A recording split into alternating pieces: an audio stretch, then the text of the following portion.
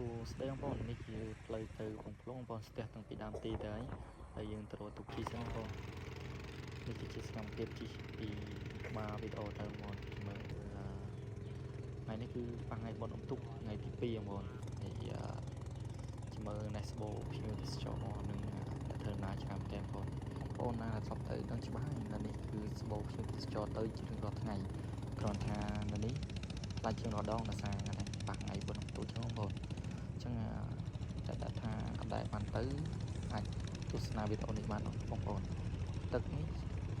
លិចចន្លោះ6-7 ម៉ែត្របងប្អូនផ្ទះនេះសក់ខ្ពស់ណាបងប្អូនឃើញចេះមិនរយៈណាបងប្អូនកុំច្រឡំហើយមូលហេតុដែលស្បូរភ្ញៀវទេសចរនៅដោយសារនៅទីនេះគឺជាប់ទន្ទន្លេសាបបងប្អូនមួយប្រព័ន្ធនឹងការរៀបចំផ្ទះបងប្រជាពលរដ្ឋគឺមានលក្ខណៈជាជួរអាចជាស្ដាប់ធ្នាប់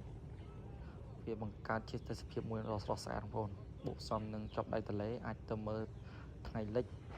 នៅពេលល្ងាចទៀតបងប្អូនអញ្ចឹងក៏សម្បូរភ្ញៀវតាមនឹងទៅបងប្អូនដូចមើលឃើញជាស្ដែងអញ្ចឹងពីបងប្អូនណាដែលថាចង់ទៅលេងអាចទៅលេងបានបងប្អូនហើយមួយទៀតប្រជាជននៅទីនេះគឺរស់រាយរាក់ទាក់បងប្អូនគឺរស់រាយមែនទែនធ្វើតាក់ទាញភ្ញៀវទេសចរកាន់តែច្រើនបងប្អូនហើយជាចុងក្រោយសូមអរគុណបងប្អូនដែលតាមដានទស្សនាវីដេអូបងប្អូន